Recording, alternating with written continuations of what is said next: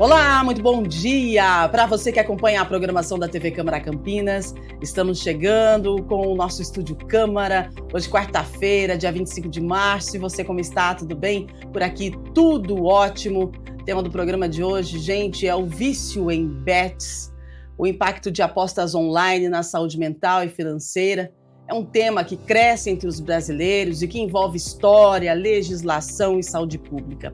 Vale lembrar que as apostas têm presença no Brasil desde o período colonial, passando pelo jogo do bicho em 1892 e pela era de ouro dos cassinos, até a lei a 14.790 de 2023, que regulamentou as apostas online e estabelece regras como reconhecimento facial e mecanismos de proteção aos apostadores. Agora, o SUS passou a oferecer teleatendimento em saúde mental para pessoas com problemas relacionados a apostas. O serviço é gratuito e voltado a maiores de 18 anos, disponível também para os familiares dos apostadores, com acesso pelo aplicativo Meu SUS Digital, e a expectativa aí de cerca de 600 atendimentos por mês. É uma parceria entre o SUS e o Hospital Sírio-Libanês. Então, hoje a gente conversa sobre o vício em bets, uma crise de saúde pública no Brasil, com números alarmantes de endividamento e impacto direto na saúde mental da população.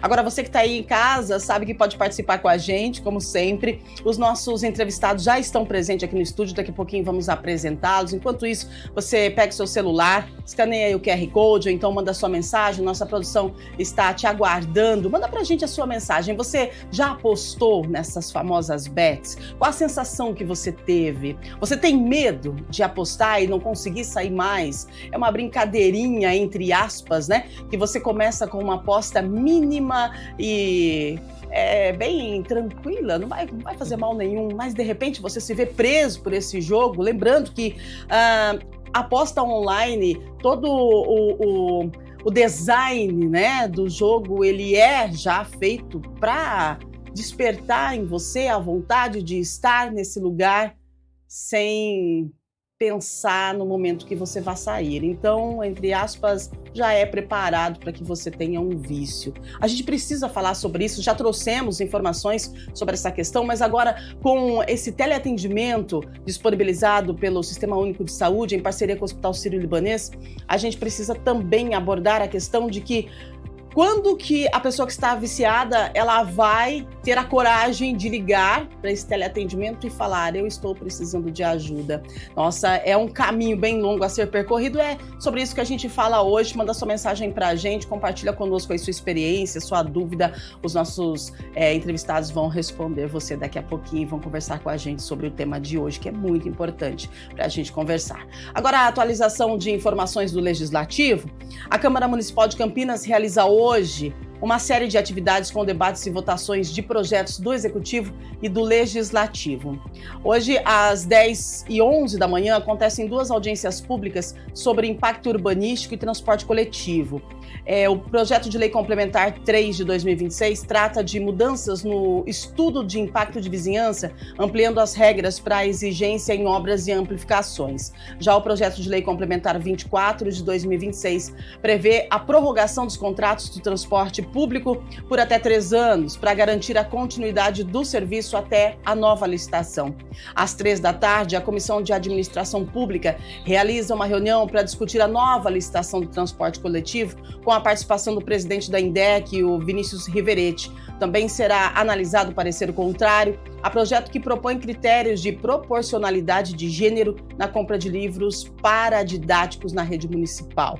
E às 18h, na 15ª reunião ordinária, os vereadores votam em segunda discussão o projeto de lei complementar 141 de 2025, que cria gratificação para condutores com jornadas especiais com valores entre R$ 3.000 e R$ 8.100. As atividades são abertas, ao público Tem transmissão ao vivo aqui pela TV Câmara Campinas e também pelo canal do YouTube. Você pode participar presencialmente. No YouTube você pode conversar. O pessoal lá está te respondendo sempre quando estamos ao vivo. E aqui pela TV Câmara Campinas. Combinado? Previsão do tempo para hoje? Vamos saber o que outono nos vai proporcionar nesta quarta-feira, né? Olha aí, ó. Aumento de nuvens e pancadas de chuva à tarde. Agora de manhã um sol. O céu tá azul de brigadeiro. Tá lindo demais. À noite não chove. Então, chuvas isoladas à tarde, mínima 18, máxima 29 graus, outono brasileiro, quarta-feira. Bom dia para você. Estamos ao vivo aqui direto da TV Câmara Campinas.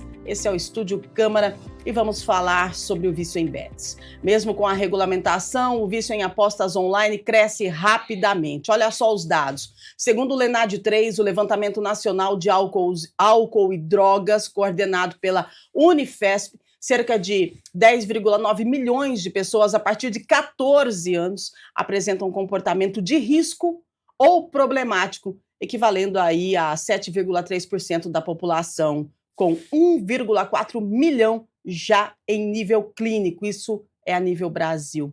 O público mais vulnerável inclui homens jovens, pessoas de menor renda, onde 53% jogam de forma problemática. E idosos, gente, com 2 milhões acima de 60 anos, gastando em média 3 mil por mês em bets, superando muitas aposentadorias. A popularidade dos aplicativos ou bets com promessas de ganhos rápidos alimenta um ciclo de compulsão, ativando o sistema de recompensa cerebral com dopamina similar a dependências químicas. O contraste entre lucros bilionários do setor, 37 bilhões é receita bruta em 2025, segundo a Secretaria de Prêmios e Apostas, e os prejuízos sociais é preocupante, com danos à saúde estimados em 38,8 bilhões por ano pelo Instituto de Estudos para Políticas de Saúde. Nossa, o vício em apostas não é apenas um problema individual, é uma questão de saúde pública que impacta famílias, a sociedade como um todo, e a gente vai conversar sobre isso.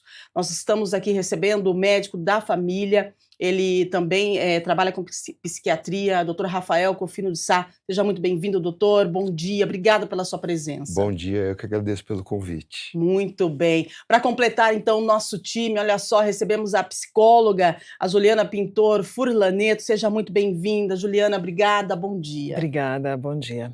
Vamos lá, gente. Olha, já dei os dados aqui, é preocupante, a gente começa a parar para analisar, a gente entende que de repente perdeu a mão esse negócio de jogo em bets, né? O que temos hoje, a gente pode falar, é uma epidemia silenciosa. O cassino de bolso, que está no celular, permite apostar 24 horas por dia. Você vai no banheiro, você faz uma aposta, você está, de repente, esperando uma fila, você faz uma aposta. Isso amplia o risco de endividamento, ansiedade, depressão.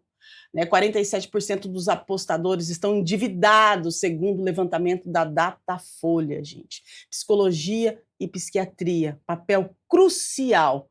A gente precisa reconhecer o vício, oferecer escuta qualificada, cuidado, né, e reduzir danos, integrando aí atenção primária, CAPs, hospitais, teleatendimento.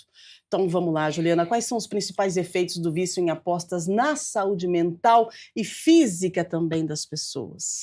É um efeito, resumindo bem, devastador, né? As pessoas estão, como você já mencionou, descontroladas.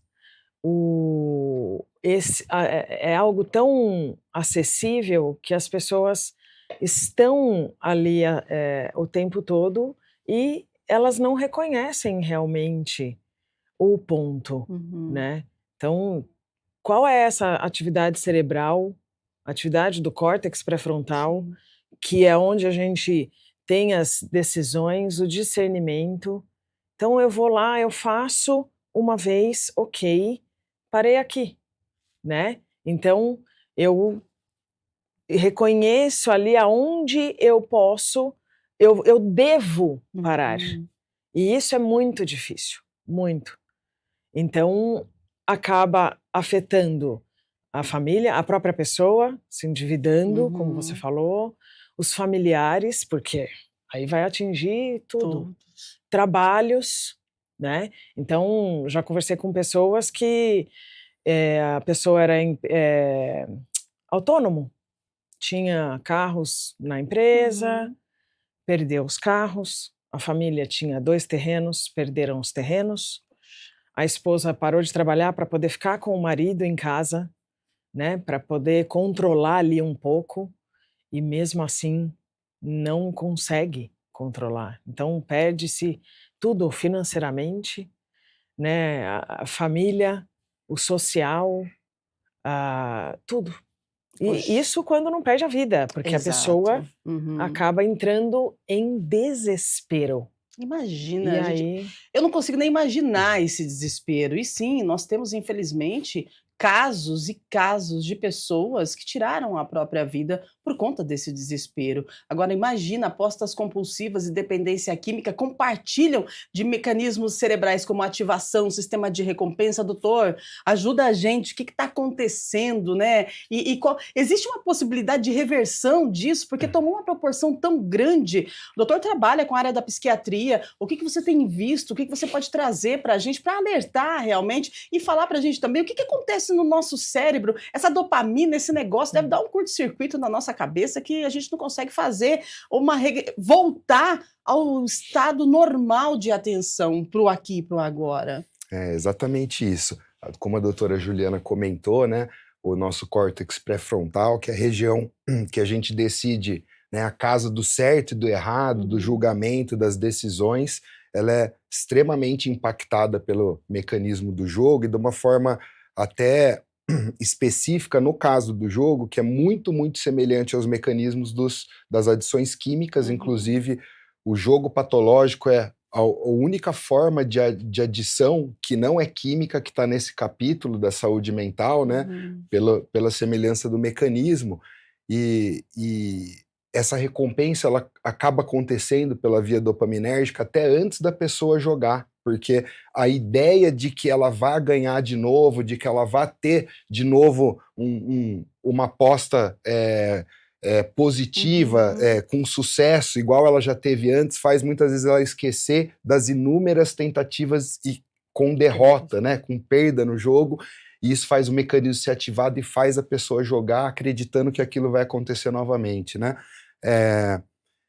Como você falou, essa região também está muito associada com interações cerebrais ligadas à ansiedade, à depressão. Então, a pessoa costuma ficar mais ansiosa e ela tem uma falsa ideia de que a ansiedade vai melhorar com ela jogando, que é mais ou menos o mesmo mecanismo que faz uma pessoa procurar uma adição química, uma droga novamente. Então, ela vai acabar com aquela ansiedade usando o entorpecente. Então, a pessoa vai para o jogo com essa facilidade.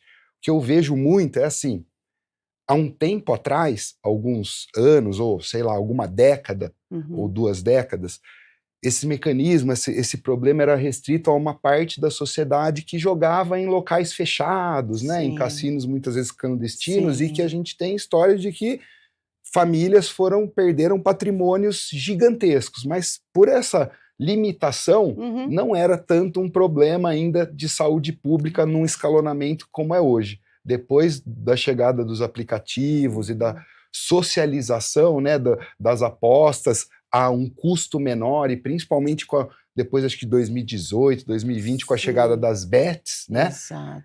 Eu vejo que, na minha prática, mais do que triplicou a procura de pacientes para essa finalidade. Como eu estava comentando ontem aqui no estúdio, mês passado eu tive que realizar 2 internações de paciente, porque não tinha mais como conduzir o paciente solto na sociedade sem restringir realmente o acesso de uma forma terapêutica mais isolada. Então é muito triste o que tem acontecido, né? Tenho casos de pacientes que demoram, por exemplo, 10, 15 minutos para gastar todo o salário do mês, né? E as contas ficam todas aí. E o desespero bate, né? Na família, o desespero no paciente. bate depois, e aí vem aquele negócio assim, se a gente parar para analisar, a gente pode entender, a pessoa ela tá lá, ela quer levantar um dinheirinho, vamos lá, porque geralmente a pessoa da classe ela mais baixa, ela pensa, ela entende que, poxa vida, eu vou conseguir, eu vou investir aqui, vamos lá, R$200, mas eu posso ganhar 1.000, né? E aí ela quer fazer isso, só que daí ela ganha e fica feliz. E ela fala, como eu ganhei agora, eu vou continuar, porque eu vou ganhar mais. E aí ela perde tudo que ela ganhou, perde o que ela investiu, e ela continua jogando na intenção e na ideia de que ela vai conseguir sempre, né? E aí acaba perdendo tudo. E aí, quando ela para analisar, ela realmente não tem saída. Aí bate o desespero. E aí dá vontade de tentar de novo. Essa vontade permanente de ir buscando, buscando, buscando, leva a pessoa numa estafa mental gigantesca, não é, Juliana? Leva. E isso até, como o doutor estava explicando, é um mecanismo químico, cerebral. Que coisa, porque ele gente. tem... O jogo é feito, né, de uma forma que ele recebe ali, ele ganha um pouquinho. Ganha, Então, ele todos ganha vão ganhar primeiro um pouquinho, Precisa exatamente. ganhar para você Então, continuar. mas esse é o mecanismo, quem cria que sabe Isso. o mecanismo cerebral. Né? Então, ele ganha um pouquinho, é o que vai, né, esse estímulo intermitente, porque eu não sei quando vem a próxima recompensa. Sim. Eu não sei quando vem a próxima recompensa. Então vamos que é o que ele falou em relação à ansiedade, que dá aquela ilusão que ele vai conseguir. Então, entra tudo isso nesse pacote. Sim. E ele vai indo, e quando vê já o buraco ficou bem grande. É, gente, o negócio é bem sério. Olha, muitos têm dificuldade de reconhecer que precisam ajuda, viu? Precisam de ajuda. A família precisa estar bem atenta, né? O SUS, em 2025, registrou, tem dados aqui, 6.157 atendimentos presenciais relacionados a jogos e apostas. Então, isso é quase o dobro do registrado em 2024.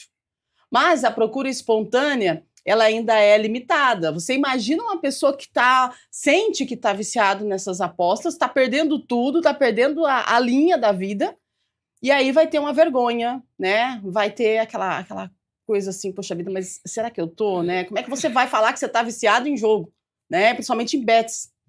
Teleatendimento tá aí, né? Busca, tipo assim, tem a ideia de facilitar o primeiro contato, né, do paciente com um profissional de saúde mental de forma reservada. E aí a gente pergunta, qual é o caminho, doutor, para que a pessoa como que a pessoa vai entender que ela realmente está viciada? E esse caminho dela até a busca do atendimento, ele não é um caminho tão fácil assim, né? Existe uma resistência na procura do atendimento? Existe sim, muito grande. Inclusive, quando você falou dos números, né? Com certeza esse aumento é muito mais significativo, Sim, claro. porque eu acho que essa é uma das áreas da saúde mental mais subnotificadas que tem pelo perfil do paciente. Exato. Você comentou no começo que, né?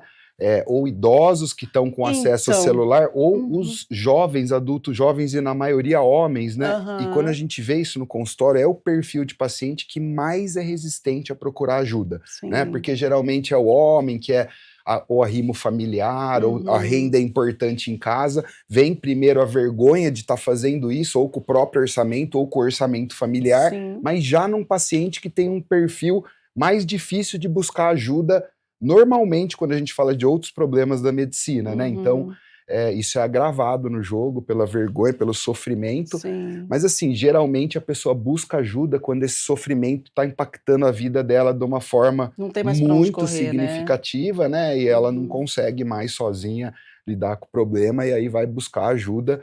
Muito, muito importante a terapia, né? A eficácia da terapia, quando você vê os trabalhos, ela é gigante no auxílio, né? E que é difícil também o perfil do paciente procurar a terapia, né, doutora? Né? A gente sabe disso, né? A maioria são mulheres. Muitos vão buscar, exatamente, e aí você tem muito homem jogando, e às vezes o homem é imediatista, acha que vai tomar uma cartelinha de remédio e isso vai resolver, né?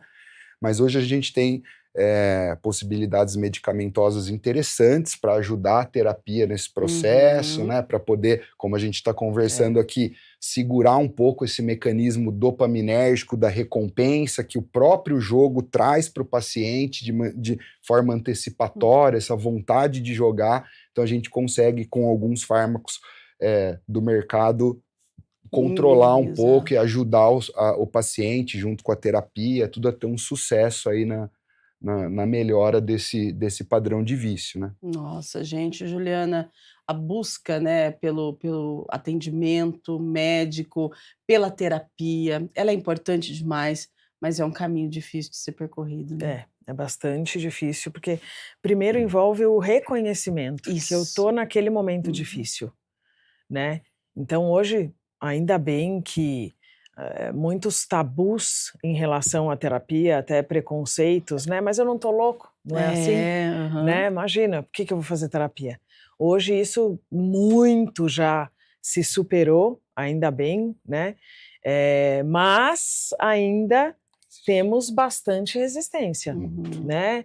Dependendo do público, e algo que ele estava falando, que eu falo sempre, é sempre um conjunto de ações necessárias, nunca um isolado. Então, só a terapia vai resolver? Muitas vezes não. Dependendo da situação, a gente precisa entrar com a ação medicamentosa, porque é químico. Ele está falando, é a ação dopaminérgica. Então, e são questões ainda que nós temos muito presentes, por exemplo, em relação à ansiedade, à depressão, não, mas isso aí é falta de um tanque para lavar roupa, é falta do que fazer. E não é. É mais forte que a pessoa. É químico. Passou a ser químico, precisamos de tratamentos, muitas vezes, né, com os medicamentosos, temos alguns outros tratamentos, as terapias integrativas, enfim, mas é preciso adotar, então primeiro o reconhecimento, aí dar este passo, e aí fazer o que precisa ser feito, né, e até prevenção. Por que se entra nisso? Então as frustrações, né, as pessoas não se veem ali, buscar o sentido. Então, puxa, o que é a minha vida? O que eu estou fazendo na minha vida? Que significado eu dou para o meu trabalho, para a minha família, percebe? Então é antes, são passos anteriores para poder, né, realmente fazer uma prevenção, um trabalho educativo. Chegou, aconteceu, então vamos aí reconhecer e buscar os tratamentos necessários. Agora, doutor, tem alguns sinais que diferenciam o apostador recreativo de alguém com transtorno no jogo? Esse negócio de apostador recreativo existe mesmo? Então, você sabe que o apostador recreativo ocasional, ele existe sim, que principalmente a gente vê isso com as apostas ligadas ao futebol, hoje muito popularizadas no Brasil, né? Mas assim, é muito nítido quando isso passa a ser um sofrimento e trazer prejuízo funcional na vida da pessoa, né? Enquanto ele está ali gastando, sei lá, o dinheiro de uma pizza para se divertir, hora ganhando, hora perdendo, mas sabendo quando parar, ou, né, não tendo aquela necessidade compulsiva de jogar, e também não tendo nenhum outro comemorativo de saúde, de ansiedade, de depressão relacionado a isso, a pessoa está conseguindo lidar com a situação, né? Mas esse momento ele pode se perder, inclusive num outro momento de vida que a pessoa tenha uma fragilidade, uma necessidade, e vá buscar a recompensa nesse mecanismo. É perigoso, né? Essa relação é uma relação perigosa, né? E tem as pessoas assim, diferencia quem tem, de repente, uma tendência, quem já... de repente, alguém que tem isso? Sim, porque as pessoas, por exemplo, que têm tendência às outras adições. Então, muitas vezes, por exemplo, um usuário do entorpecente, alguém que bebe compulsivamente, ou alguém que tem compulsão, por exemplo, por doce, né, desconta na comida, ansiedade, todas essas pessoas têm uma propensão maior a também criar um mecanismo compulsivo quando vão jogar nas apostas, né? Porque o mecanismo cerebral, químico, é o mesmo, do mesmo local de atuação, né? Nossa, gente. E essas abordagens psicológicas, Juliana, você tem trabalhado isso no consultório, você tem visto isso, assim como o doutor trouxe para a gente? Porque a gente fica do lado de cá e aí às vezes a gente pensa que nem está acontecendo tanto, gente, mas os números, eles são alarmantes, né? Eles são alarmantes e a tendência é que isso continue, porque se a gente para analisar, antes, né, cassino clandestinos, né, é crime, a gente sabe que não pode, mas as pessoas, elas, de repente, faziam muito escondido isso. Hoje, para analisar que o jogo, ele tá na sua mão. ele está no seu bolso, ele está em cima da sua mesa, você olha para o celular, poxa vida, eu vou fazer uma apostazinha aqui, né?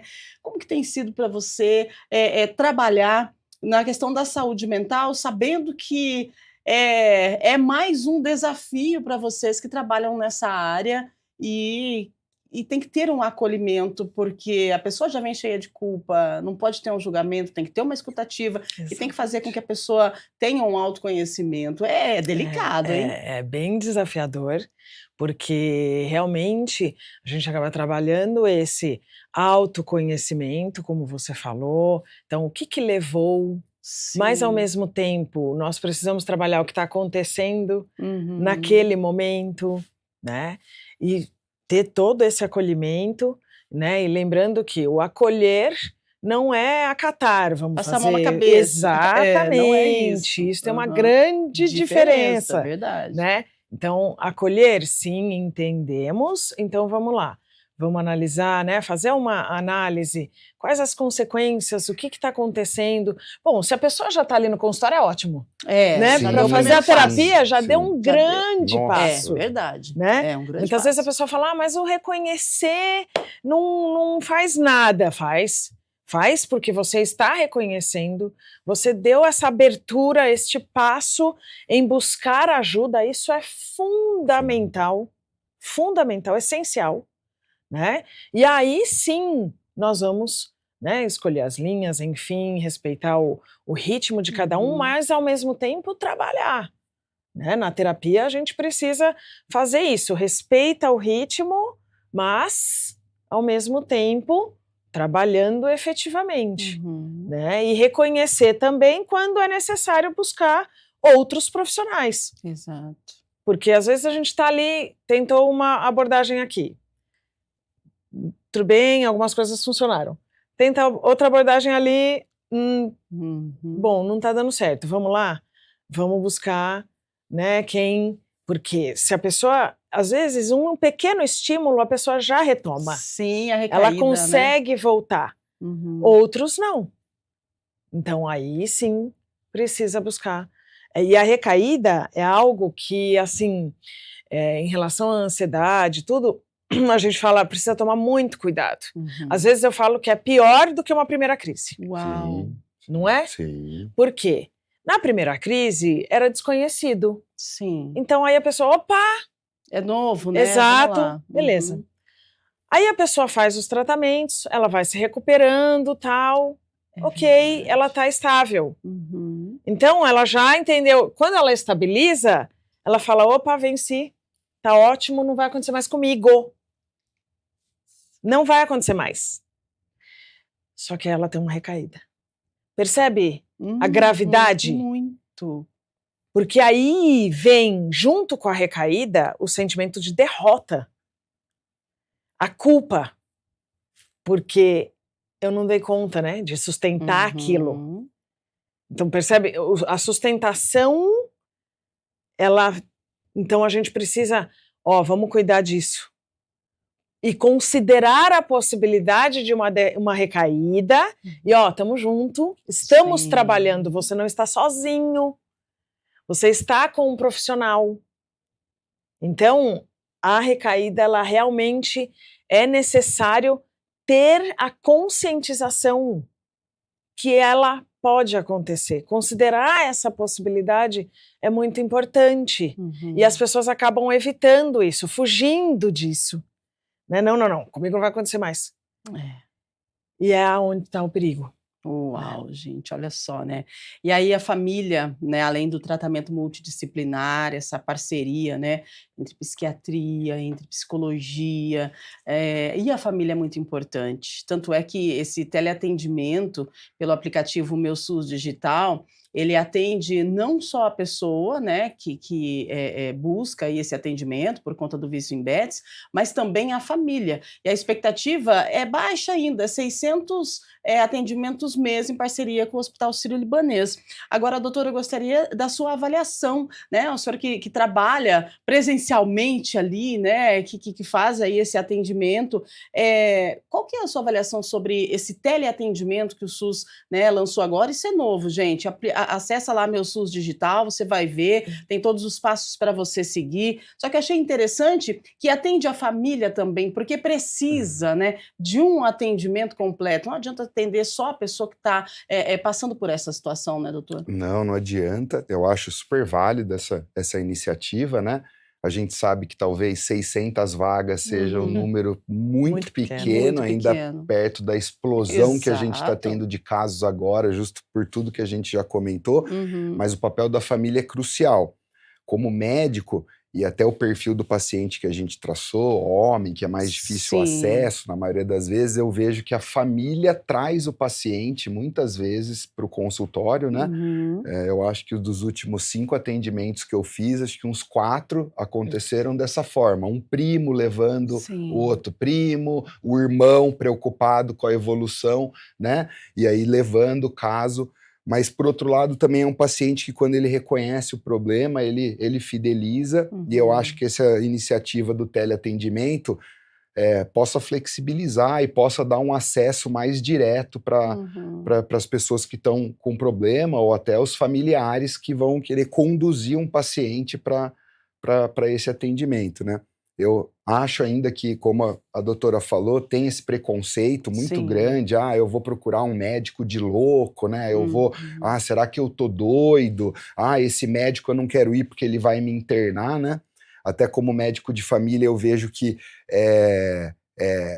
o perfil do atendimento, pensando na família, facilita muitas vezes esse acesso, porque a psiquiatria é uma área ainda, por mais que melhorou, avançou muito, ainda é obscura, né, pelo passado que a gente teve, mas assim, o sofrimento desses pacientes é muito importante comparado até a outros transtornos de saúde mental, né, pelo prejuízo que causa na vida funcional, e que, se a pessoa não busca ajuda rápida, ela pode muito rapidamente se ver num beco sem saída, e aí é muitas vezes onde a pessoa busca até alternativas como, né, suicídio, enfim, ou às vezes ela tem uma outra comorbidade psiquiátrica junto, transtorno bipolar, algum outro transtorno que facilita, e o vício em jogo vem e dá o gatilho para que uma coisa dessa aconteça, né? Então isso é muito sério. Eu acredito muito que esse teleatendimento vai ajudar, e eu acho que tendo sucesso, acho que essas iniciativas vão ganhar escala para poder ajudar a população de forma mais assertiva, né? É verdade. É uma porta de entrada, né? Se a gente para analisar, porque de repente a pessoa ela não quer falar com a família, não quer buscar um médico, mas ela pode ligar, né, nesse teleatendimento do SUS aí e dar o primeiro passo, né? E a partir disso, de repente, abrir as portas aí para uma cura. E é um processo de cura realmente, essa questão do vício em bets. E a gente falou hoje sobre tudo que traz, né, esse vício, o que alimenta esse vício, e é importante a gente salientar do tratamento, né? O tratamento faz parte, e se você está se reconhecendo nesse momento, busque ajuda, acesse lá Meu SUS Digital, né?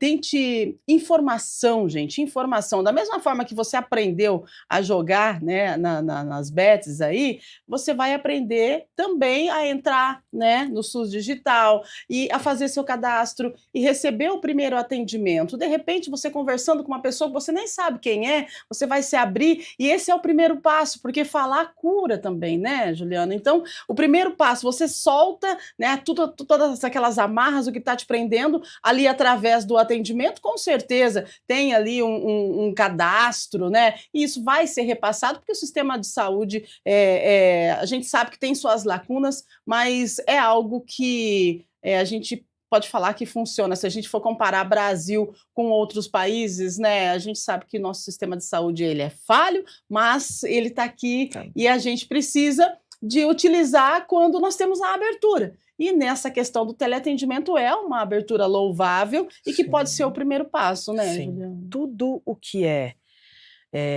disponibilizado para a saúde mental, né, que seja que seja esse teleatendimento, você falou até, né? Às vezes o falar com quem não conhece pode ser uma abertura, e tem pessoas que é justamente o oposto. Fala, como que eu vou para uma pessoa que eu nem conheço? Sim. E vou ficar falando da minha vida. Então, se é esse o caso, converse, então peça ajuda de uma pessoa da família. Exato. Né? Para te acompanhar, pelo menos para um profissional que vai ter a escuta adequada, ou que vai ter o tratamento adequado. Então, ou se é realmente esse, não. Como eu não conheço, eu tenho vergonha, eu não consigo falar com ninguém da minha família, temos uma alternativa. Exatamente. Então é louvável, sim, tudo o que é possível para nós tratarmos, para cuidarmos, é realmente importante, fundamental. Sim, é um exemplo desse teleatendimento que eu acho interessante e eficaz também. Eu já fiz matéria sobre, que é o CVV, que é 188, né? E que ajuda muitas pessoas que de repente têm ali uma crise de ansiedade, está com depressão, mas não se reconhece ainda e faz a ligação, e a partir da outra pessoa que está do outro lado da linha, você nem sabe quem é, ela abre um entendimento para você. E aí pode ser o primeiro passo para você ir buscar um atendimento presencial, né? De repente falar, ouvir outras pessoas falarem, porque tem gente que, sabe aquele negócio santo de casa não faz milagre? Em casa, eu tô falando, a pessoa tá conversando com, né, o parente ou a pessoa que mora junto, mas a pessoa ela não entende. Aí vem uma outra pessoa de fora e fala a mesma coisa que foi dito por alguém de dentro de casa, a pessoa lá recebe de uma outra forma, né? Então pode ser que seja assim eficaz, e tomara que funcione, a gente fica aqui na torcida, porque é realmente um caso de saúde pública e tem tirado a vida de muitas pessoas, e a gente fica triste com isso, né? E de saber ainda que o negócio é tão acessível que está na palma da sua mão, né? Dentro do seu bolso, no banco do seu carro, né? Na sua mesa ali de jantar, que você está com a sua família, está lá o negócio, e você às vezes não consegue segurar aquela compulsividade e acaba se deixando levar por isso. Lembrando também que aqui é sem julgamento, nós estamos falando de uma doença, tá, gente? É uma doença, isso é um vício. Então nós estamos com especialistas que estão nos explicando como que a gente deve agir a partir do reconhecimento dessa situação. Agora, 8h47, a produção está avisando, nós temos participações, tá? Então vamos ver o que o pessoal está falando com a gente, quem é que está conversando conosco e qual é a dúvida, ou então, de repente, pode ser que venha até uma experiência aí, né? Vamos lá. Felipe Rodrigues, do Parque Prado. É possível alguém desenvolver vício em apostas, mesmo sem nunca ter tido outro tipo de dependência, como álcool ou cigarro? Vamos lá, doutor. Sim, completamente. Tem vários casos de pacientes assim, né, que são desprovidos de outro vício, né, químico, como a gente comentou, e apenas tem o problema do jogo patológico mesmo, né? Então é comum isso aí, sim, não necessariamente uma coisa puxa a outra. É partir da premissa de que todos estamos sob risco. Sim, todos. Ótimo. Ninguém está livre, né? Como o doutor falou antes, tem pessoas que têm maior propensão. Tá. Essas pessoas, como ele falou, né, o álcool, né, drogas e tal, tem uma maior propensão. Até ele falou do doce. Exatamente. Né, a compulsão, né, a mesma área do cérebro. Sim. Então, assim, essas pessoas têm maior propensão, mais facilidade. Mas, e pessoas que não têm isso, não têm esses vícios, não tem... Tá, mas se ela ficar muito ali, ela perdeu o controle, é uma linha muito tênue. Exato. Tênue, né? Então, assim, precisa... todos estamos sob risco. Podemos fazer? Ok, mas ali, ó, você fala, e realmente deixar de lado. Ou nem fazer. Isso aí. Exatamente. Né? Vale lembrar aqui também que o design, né, doutor, desses jogos, as cores, as músicas, tudo isso ativa uma parte cerebral nossa, não é? Totalmente. Inclusive, né, a gente até vê lá nos cassinos, por exemplo, né, quando a pessoa perde, ela perde, só que as figurinhas elas se repetem e uma muda uma corzinha, Só que para o cérebro da pessoa, aquilo ali é um quase ganhei. Já tem um mecanismo de recompensa ativado, mesmo na derrota, que faz ela buscar novamente, apertar o botão de novo para falar, não, agora só faltou uma, eu quase ganhei. E não existe essa relação, né? Uma figurinha mudando de cor é perder igual todas estarem diferentes, mas o cérebro da pessoa fala, nossa, quase. Né? E aí vai jogar de novo. Então é muito complicado essa recompensa, porque já existe uma alteração química no cérebro, mesmo no caso da derrota, né? Que faz a pessoa buscar novamente. Olha, só faltou uma figurinha para bater o negócio ali. Ah, na próxima eu consigo. E na próxima eu consigo. E aí você, infelizmente, né, vai para um caminho que o retorno é possível, mas é delicado, né? Vamos lá, 8h50, pode colocar mais uma pra gente? Vamos ver quem tá conosco? Fernanda Ribeiro, do Jardim das Paineiras. Como conversar com alguém da família que aposta muito sem causar brigas ou fazer essa pessoa se fechar ainda mais? Ô, Fernanda, delicado demais, Juliana. Bem delicado. Nossa, é verdade, porque se você começa a falar, daí a pessoa não quer ouvir, e aí se fecha. Exato. E aí fica pior ainda. Exato. Eu falo que aí é esta pessoa que tem a consciência, que está querendo, né, conversar, que está vendo, está ali dentro da família, mas está de fora, porque não é a que está jogando, né? Sim. É importante que esta pessoa não desista. Uau. Então é o famoso cuidar de quem cuida. Então isso é fundamental também. Que é ir aos poucos. Não é no momento de crise que vai se resolver alguma coisa, não. Mas não deixar de abordar o assunto quando estiver mais calmo, que aquela pessoa, né, que está com o vício, que está jogando, quando ela estiver em um outro momento, quando ela estiver mais calma, abordar novamente, buscar estratégias diferentes. Sabe o que acontece? A gente muitas vezes aborda da mesma forma. Então, quando eu abordo da mesma forma, a pessoa já sabe o que vem. E aí é como ela fechar uma janelinha aqui, né? Ela apertar um botãozinho e ela põe uma barreira e ela não vai querer ouvir mais. Então é buscar estratégias também diferentes. É sempre considerar que o benefício que você quer fazer, né? Que você quer que essa pessoa busque ajuda, enfim, você tá ali para ela. Esse benefício, sempre considerar que isso é maior do que a sua expectativa de resolver aquilo naquele momento. Para não desistir. Então, isso é realmente é muito delicado. Porque daí o silêncio se instala, né? Não tem mais comunicação. E aí esse aqui deixa de falar, né? Porque também não está tendo sucesso. Sim. Esse aqui aí continua, então é esse não desistir. E também, se precisar, buscar ajuda, buscar ser ouvido, buscar uma terapia, enfim, buscar alguma alternativa para não desistir. Nossa, gente, né? Delicado demais. Ô, doutor, a pessoa que ela começa a desenvolver esse vício em bed, se ela dá sinais, né? Quais, assim, os sinais que os familiares podem observar, né, nesse momento tão delicado aí que é, de repente, o desenvolvimento do vício pelas beds? Então, como a gente comentou antes, né, muitas vezes essa pessoa começa a desenvolver um transtorno ansioso importante, então a ansiedade aumenta, a pessoa vai dando sinais também, muitas vezes de depressão, então isolamento, aumento do uso das telas, né? E assim, e rapidamente, quando o problema é grave, a família percebe na repercussão financeira mesmo em casa, né? Com contas e tudo, mas o paciente dá sinais de ansiedade, muitas vezes cursa com alteração do sono, né?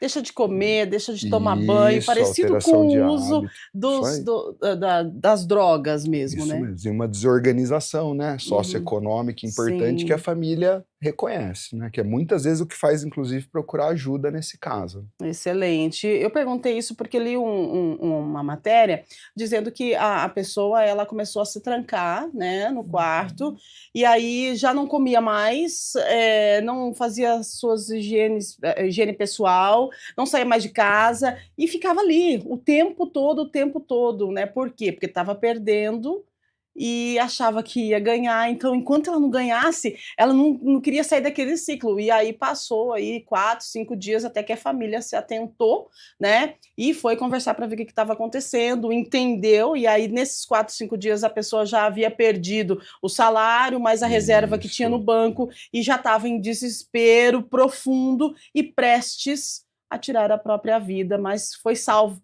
pela família que se atentou a essa, tipo assim, mas por que tá tão, né, não foi trabalhar, não tomou banho, não tá comendo, não tá dormindo e só tá no celular, o que tá acontecendo, né? É grave demais, gente, e que bom que a gente pode falar sobre isso com um psiquiatra, né, um médico da família que trabalha também com a questão da psiquiatria, uma psicóloga que nos orientam, né, de que forma a gente pode observar esses sinais e lembrando que a família precisa sim ter muita força nesse momento, né? Ah, é fácil falar? Não, eu vou falar um negócio para vocês, não é fácil falar não, sabe? Porque dói no coração a gente saber que em pleno 2026, com a tecnologia que nós temos, essa tecnologia sendo usada, né, para ceifar famílias, se a gente pode falar assim, porque infelizmente o jogo ele é desenvolvido para que a pessoa tenha compulsão.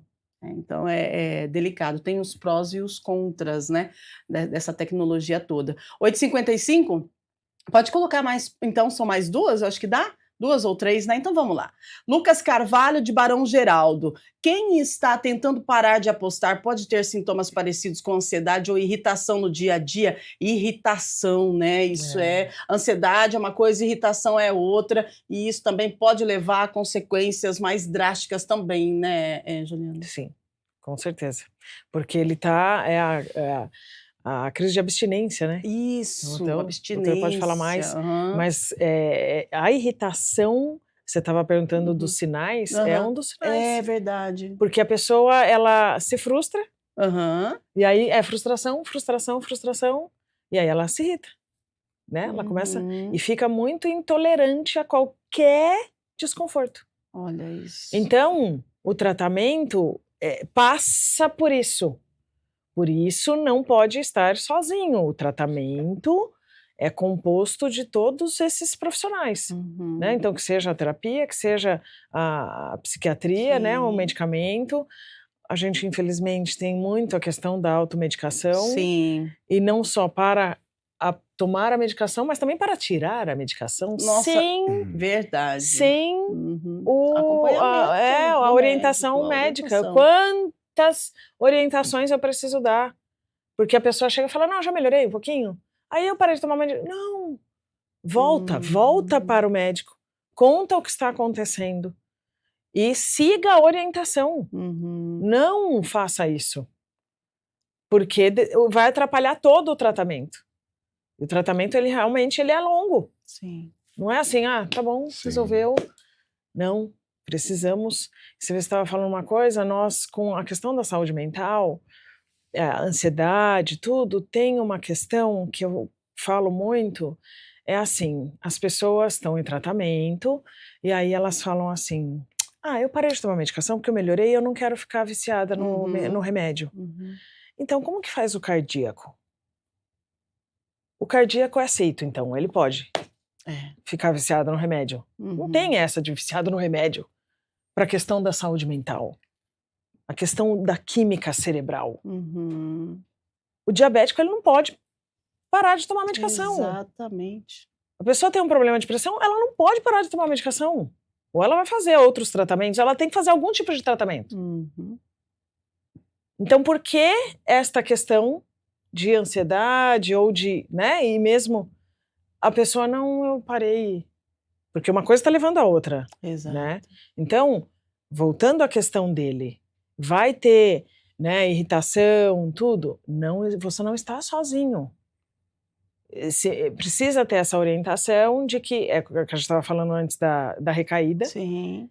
Então, faz parte do tratamento. Isso vai acontecer, esses sintomas vão acontecer, vamos acompanhando, e aí vai voltando, aí a pessoa passa por isso, ela vai ter né, um reequilíbrio, vai entrar num processo homeostático, né, de equilíbrio, e aí sempre atenção. Nossa, é importante, né, doutora, esse ponto que a Juliana tocou, porque medicamento, né, principalmente saúde mental, tem um tempo determinado, o médico vai determinar, e as pessoas costumam essa questão: "Ah, estou viciada no remédio". Gente, espera aí, o remédio é um tratamento, né, tem que tomar muito cuidado com isso, né, doutora? Muita, voltando no que a gente já falou, eu acho que isso é muito relacionado ainda também ao preconceito da área, né? Então, Aham. como ela falou, o paciente que tem uma hipertensão, por exemplo, tá lá com 18/10, né, Hã. de pressão, que toma o remédio, melhora, fala, olha que legal, o remédio melhorou minha pressão, Sim. tudo, tô tomando o remédio, agora tá controlado. Mas Uhum. aí quando ela tá sofrendo de ansiedade ou tem um hábito compulsivo, toma o remédio, estabiliza, Ah, rapidamente ela já quer já saber aham. quando ela vai parar de Parar. tomar, Uhum. ou, o que é pior, por conta, ela fala: melhorei, vou parar de tomar. Parece que a relação com os remédios para essa área é um Uhum. pouco que nem um antibiótico. Assim, eu estou com uma Sim. infecção, tomei o antibiótico, S sarou a Começou a infecção, eu não sarar, preciso puf, mais do acabou. antibiótico. As Aham. pessoas tentam levar isso para a área, porque, ai, para a cabeça, eu não sou doido, eu não preciso Uhum. de remédio, sendo que muitas vezes, como a doutora falou, é muito importante um tratamento mais a longo prazo, né? Na verdade, a gente vê pouquíssimos casos de sucesso quando o tratamento é muito de curtinho, né? Não Aham, adianta, a sim, gente não sim. consegue acabar com esses mecanismos, ou pelo menos controlar, modular de uma forma eficaz, né? Uhum. Qual que É, é o impacto, doutor? A pessoa está tomando um medicamento, né, para um tratamento, seja, dessa compulsão, ou seja, depressão, ansiedade, enfim, e aí ela decide parar do dia para a noite. Qual a- que é o impacto? Tem que retomar novamente lá no início, o que que acontece? O é, cérebro ele deve levar um susto. sim, o Uhum. impacto, né, quando a gente faz a parada abrupta, né, Aham. repentina desses medicamentos é significativo para o Uhum. paciente, principalmente essas medicações que agem especificamente Sim, nessa área, né?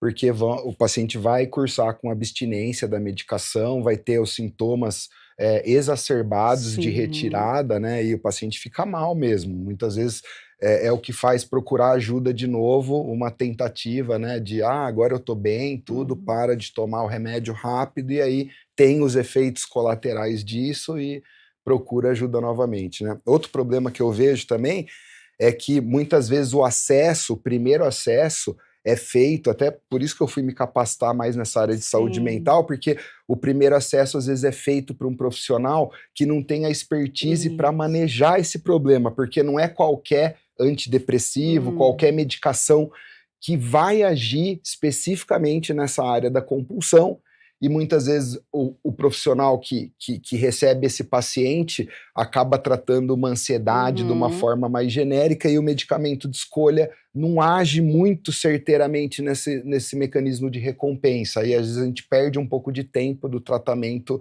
eficaz, né? Eu vejo isso também A importância da na especialização prática, né? E médica, de, né. de ser assertivo com esse paciente Uhum. desde o começo para bloquear esses mecanismos e ajudar a terapia, atividade física, né? Tudo que esse Isso. paciente possa fazer para ajudar. A atividade física é excelente para esses tratamentos também, né? Para junto com a terapia e É. com a parte Porque ele pode medicamentosa. melhorar, né? Ele Sim. pode melhorar, claro, e aí não ter mais a necessidade do Sim, Uhum, medicamento, mas uhum. como será feita a manutenção? sim, É. Então, a atividade física não deixa de ser um tratamento. O que a sim, gente Sim. mais opa, vê hoje com certeza. são os médicos todos indicando realmente a Exatamente, atividade física. atividade física. Uma terapia é possível, então como eu Uhum. vou fazer esta Manutenção. manutenção?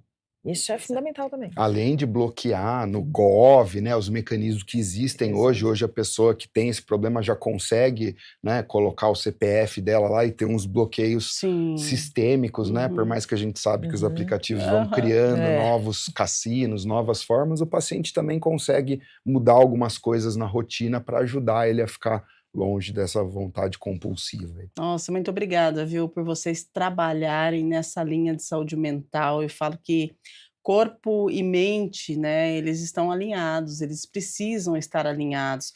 se você não tem saúde mental, a sua saúde física ela vai gritar em algum momento. E vice-versa. Então, a gente precisa de todo esse alinhamento. Eu preciso encerrar o programa, mas por mim ficava falando aqui, mais porque informação, gente, informação salva, sabe? E é tão bom conversar com quem entende, porque a gente vê que tem sim caminhos, né? A gente precisa de informação. É isso. Quero agradecer, doutor Rafael, Juliana, obrigada pelos esclarecimentos, né? Você aí de casa também que acompanhou. Juliana, considerações finais, por favor. Bom, agradecer, parabenizar vocês por esse espaço, né? Ainda bem que temos essa possibilidade e realmente quanto mais falarmos, por mais que seja desconfortável, é o caminho para o tratamento. A conscientização, ela é o caminho, né? Então isso é realmente muito importante e eu agradeço, né, por ter recebido o convite, por estar aqui, por essa oportunidade e parabéns, obrigada. Obrigada, sinta-se convidada para mais vezes, Obrigada. Viu? Doutor, muito obrigada pela sua participação, pelo seu compartilhamento, pela troca de informações, acho que é muito válido, né, porque a informação compartilhada, ela vai passando, né? E isso é importante, de repente a gente acende um alerta, vira a chave de alguém que está em casa, já super valeu. Então, gratidão pela sua participação, viu? Eu que agradeço o momento, né, de poder falar um pouquinho para as pessoas diante de um tema tão sensível. Eu acho que, assim, de consideração importante, esse é um problema que urge o acesso rápido. Então, quem tem um familiar, um conhecido, ajuda, leve essa pessoa para o atendimento, porque muitas vezes, poucos dias fazem uma diferença muito grande no desastre que a vida dessa pessoa pode receber, né, com a ausência do tratamento. Então, tem que ajudar mesmo o próximo, tem que procurar se tratar, porque tem saída, tem caminho para resolver esse problema. Isso é importante, né? Você não está sozinho e tem saída. Então, bora buscar esse caminho, né? Lembramos que o SUS, gente, oferece o teleatendimento gratuito para pessoas com dependência em apostas, tá? Então você vai lá, você acessa o Meu SUS Digital, segue as orientações do mini aplicativo Problema com Jogos de Apostas, tá? Então, o cuidado é integral e acessível a todos e é um passo importante para, de repente, você enfrentar esse problema, combinado? Então, Meu SUS Digital, procura lá, busca no Google, busca informação, tem saída, tá certo? E de repente esse é o primeiro passo, lembrando que a nossa vida é movimento e se você já dá um passo, você já está se movimentando, tá bom? E as coisas podem acontecer ao seu favor, tá certo?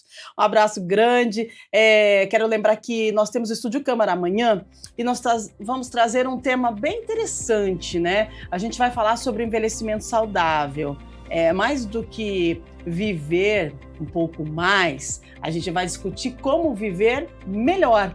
A gente vai conversar sobre estratégias para manter a memória afiada, manter o equilíbrio emocional na terceira idade e mais do que isso, vamos quebrar os tabus e falar sobre sexualidade e intimidade também nessa fase da vida, mostrando que autonomia e prazer podem caminhar juntos com o passar dos anos. Você que está amadurecendo, isso é uma coisa que acontece com todo mundo, né? Eu estou, você está, e o tempo vai passando e a gente precisa aprender a viver de uma forma melhor e aceitar as fases da vida. E a gente pode. Amanhã a gente descobre e quero que você juntinho conosco para conversar sobre um envelhecimento mais livre e saudável, tá certo? A partir das 8 da manhã, ao vivo, aqui na TV Câmara Campinas, mais uma edição do Estúdio Câmara, agora 9h08, vamos entregando. Daqui a pouquinho a Iria tá chegando com informações atualizadas, aqui de Campinas, Brasil e Mundo. Nós temos várias reuniões na Câmara de Campinas hoje, então você confere aqui na TV Câmara Campinas, no YouTube da TV Câmara Campinas também, pode participar presencialmente lá no plenário.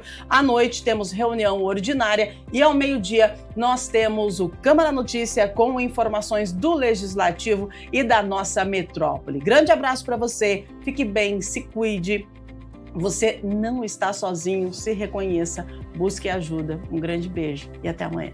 Tchau, tchau.